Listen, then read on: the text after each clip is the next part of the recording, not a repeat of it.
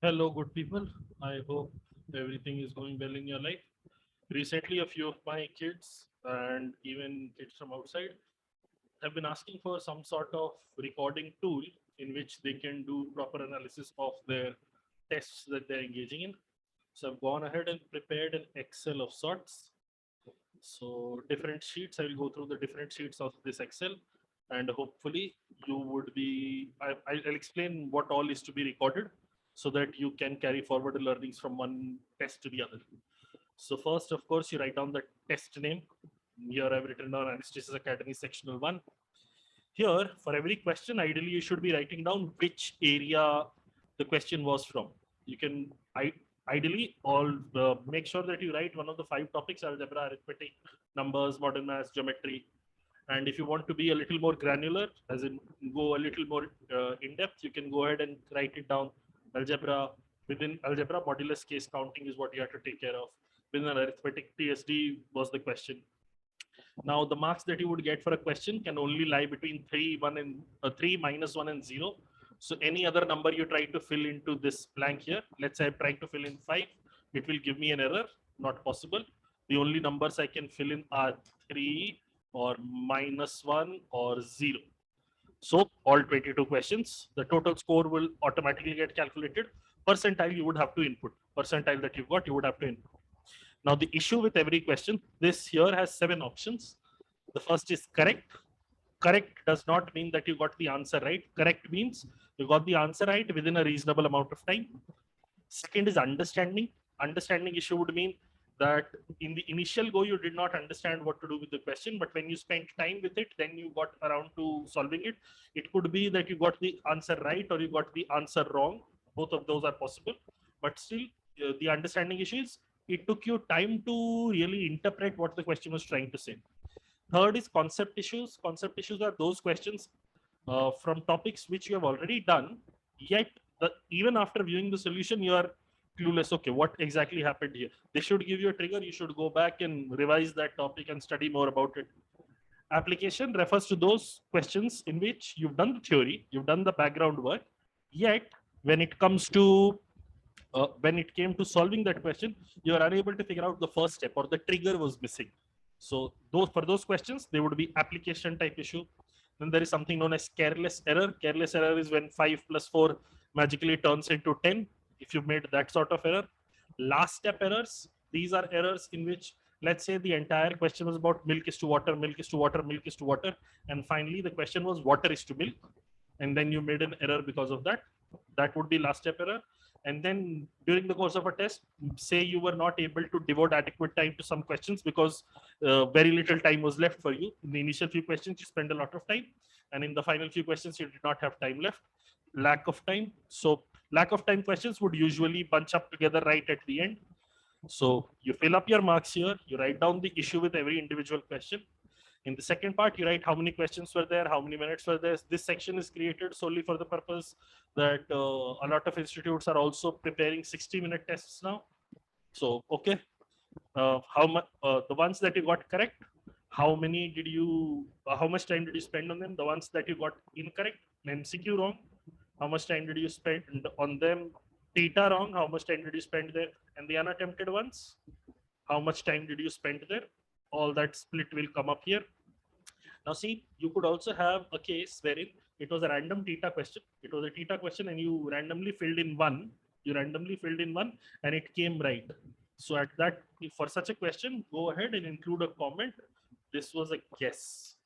So you know that it wasn't a, you did not get 3 on account of you knowing that topic, you understanding that question. You got a 3 because it was a guess. So that tracking will take place. At the bottom, you will get all this, what percentage, as in what in terms of split of questions, how many got correct, understanding issues and how many, concept issues and how many, application issues and how many, so on and so forth. You would write that down.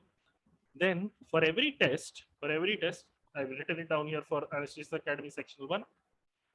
What all did you learn from it? Whether you need to go back and revise TSD setups, and whether you make the error of, in order to do fast calculation, you end up making a lot of errors.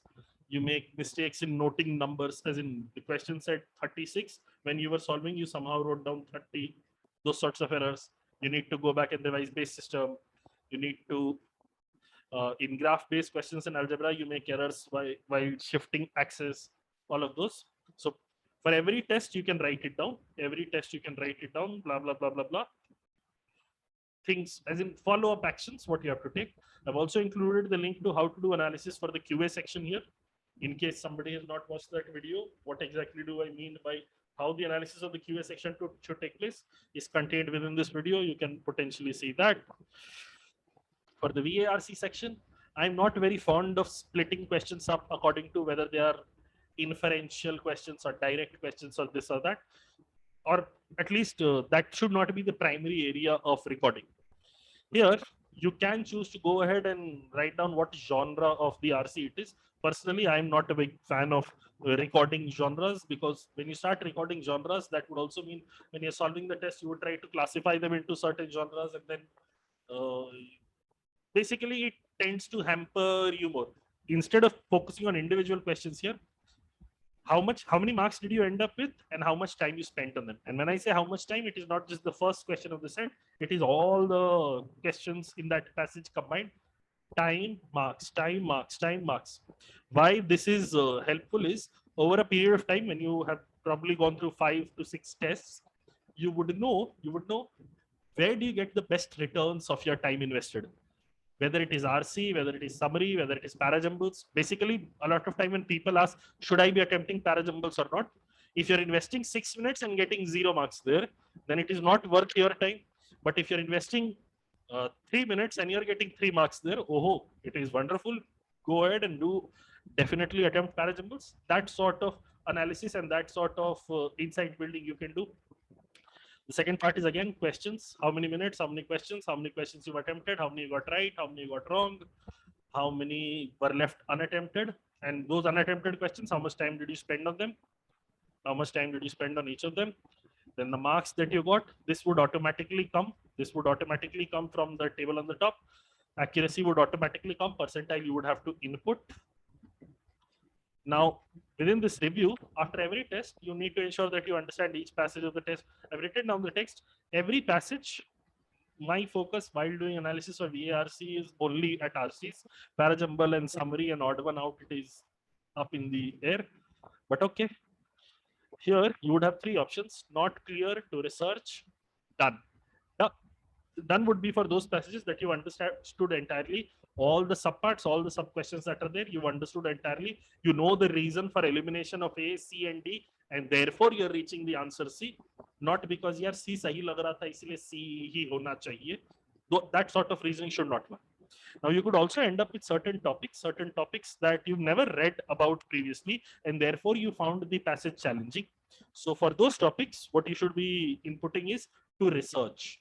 What I mean by to research is, let me read up more about these topics so that I'm a little comfortable with the nomenclature, with the, what is that called? Jargon. What is the jargon used within that domain? So if you do the research and read up a little more, that would be wonderful. Now see, let's say you've read a passage, you've understood, you think you have understood the passage, but within the options and the questions that are present, you are completely clueless. Oh my God, what is happening? Nothing makes sense here. Okay, that needs to be recorded as not clear. Every passage will get classified into these 3 groups. Similarly, for each of the summary questions, each of the parajumble questions, each of the odd one out questions, do the same breakup. Then you'll try to identify the common mistakes and areas of improvement. Let's say first example was spend too much time on parajumbles and did not get enough time for RCs. Assumed the incorrect meaning of some words instead of ignoring them. In order to ramp up speed, I made mistakes. Now the third point is a little more specific to people within my course. As in, on the Telegram channel, I send a lot of articles per day. On the public group, I send just one, and that too just on the weekdays. But on the paid channel, I send more articles. So I need to read more articles, blah, blah. The passage was insanely difficult. I need to read more from this genre, which is basically to research silly mistakes that I made. Let's say I missed out on words like except, or which of the following will not do something, those sorts of errors. Vocabulary, would mean that I misinterpret the word or I went down. I did not understand the word, yet I tried to attempt the question. Those sorts of errors. RC choice or RC choice. What I mean by this is I read a passage and I'm not very confident of my understanding. But after the test, when I'm solving it, at that time, I went ahead and marked the answers again, and I realized I would have scored more in this RC compared to something else in which I felt I was smarter, which would mean my choice of the passage that I should be attempting is not appropriate. Whatever other mistakes or areas of improvement you can find, these are potential examples. This is not an exhaustive list by any stretch of the imagination. Within RCs also, what kind of errors you can potentially make. I've written down here. You can see what these are. Basically, this here I'm giving you carte blanche. Whatever you feel is the most appropriate way of recording, go ahead and do that. Again, the link to how to do analysis for VARC section, my own input, how that should happen and how that will get executed. For the DILR section, this is the section which is most challenging when you want to do analysis. Say questions attempted, how many questions I attempted. If theta guesses are included, make sure you record that here, as in how many questions were simply guesses. A lot of time people, what they do in DILR section is, if there are 3 questions in a set that you did not attempt but were theta, you randomly fill in 3, 4, 5. So basically the record of that should also be here. Then how many you got correct, how many you got wrong, how many were left unattempted, what marks you got, what percentile you got. Marks also you would have to record here independently. It will not get automatically calculated. Accuracy you would have to, it will get automatically calculated. The sets that you attempted, the 3 sets that you attempted, how much time you spent on them. For the correct questions, how much time did you spend? For the wrong questions, how much time did you spend? For the unattempted questions, how much time did you spend? All of that. Now, when it comes to individual sets, sets need to be divided into 3 parts. Done is, you know the set, you can replicate the set, you can solve the set anytime it comes in front of you. The second type of set is to revisit. To revisit would mean whenever you come across a set in which you, after some effort you understood, or initially you did not understand, you put in some time, you've sought help, you've got all sorts of things done, then you should ideally add it to a repository and come back to that set every 2 to 3 weeks. Every 2 to 3 weeks. After 2-3 iterations of coming back to that set and attempting it all over again, it should probably register slightly easier. Now, when it comes to topic here, try to maintain the same naming convention. So if you mentioned the set theory here, later on, don't go on to mention Venn diagrams, blah and blah. And whatever topic you're mentioning, in whichever institute you're studying or wherever you're studying from, whatever theory material you're covering, they would have separate topic names. Accordingly, allocate them. If you feel that the question is from a new topic altogether, then write miscellaneous and then in the comment describe what the set was about. Now, within that set, if you had some drastic learning, let's say recording style, within set theory, there are lots of 5-setter questions that abound. Now, 5-setter questions we don't have a diagram for 5-setter Venn diagram question. But in a lot of 5-setter Venn diagram questions, you will always have the condition, everyone who passed in maths also passed in English. So maths has to be a subset of English. And then you can work with a 4-setter Venn diagram itself, so on and so forth. So within that, the recording style, how it will adjust, how it can be used to your benefit. If you can record that, that would be awesome. Here again, I've tried to include some common mistakes, areas of improvement, or what I like to call insights or learnings. Insights or learnings. So let's say first one, in most questions where there are charts, it is usually useful to make tables out of them. Then we have this internal negotiation that people engage in. I have spent 3 minutes on a set. Let me spend 2 more minutes. Maybe then I will be able to solve it. If you're not figuring out the path forward, move away from it as quickly as possible. The other sort of error that a lot of people make, there is a paragraph at the top, then there is a table, and then there is one single line at the bottom. People miss out on that single line and start making cases. So if you make those sorts of errors, you write it down. Then there is a separate sub area altogether called ratio comparison, which enables you to avoid calculation very efficiently. Then recording style was inefficient. For a lot of topics, there are multiple recording styles available. We may prefer one over the other, but maybe in the test, the other style was the more appropriate recording style.